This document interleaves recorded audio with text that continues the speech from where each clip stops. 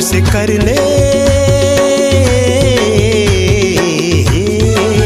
ला ला ला, मोर से कर ले ना किया चार।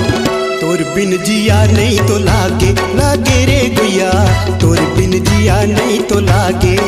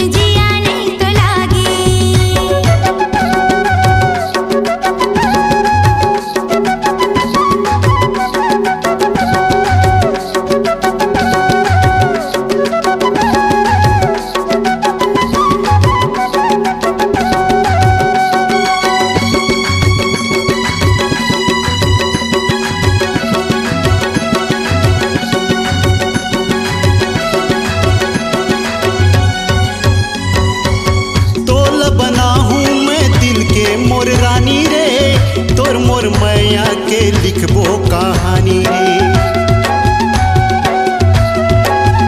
हे तोला बना हूँ मैं दिल के मोर रानी रे, तोर मोर मैया के लिखबो कहानी रे, तोर मोर मैया के लिखबो कहानी। अब तो कर ले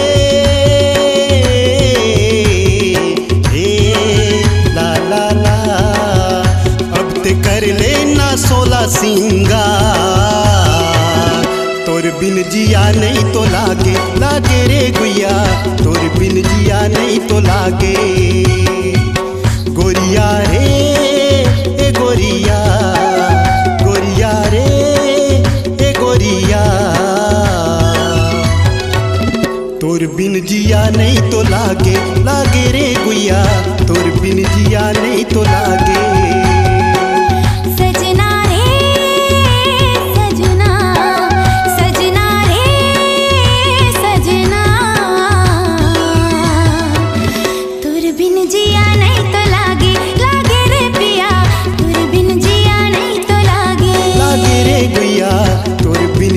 नहीं तो लागे लागे रे पिया तोर बिन जिया नहीं तो लागे, लागे रे गुया तोर बिन जिया नहीं तो लागे, लागे रे गुया तोर बिन जिया नहीं तो लागे।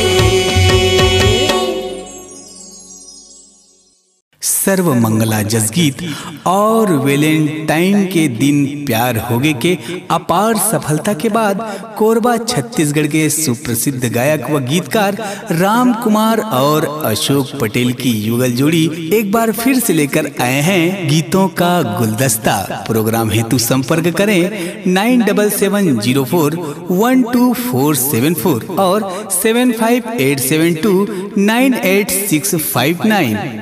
आपकी आवाज ही आपकी पहचान है। यदि आप अपनी आवाज को एक नया आयाम देना चाहते हैं तो चले आइए मल्टी ट्रैक डिजिटल रिकॉर्डिंग के लिए AVM audio video studio Khamtarai Raipur. Mobile number 9301523929 और 7869646201। यदि आप नए एवं पुराने गीत सुनना चाहते हैं तो avmgana.com में जाकर गाना फ्री डाउनलोड करें और YouTube चैनल में AVM गाना और KK कैसेट्स को सब्सक्राइब करें।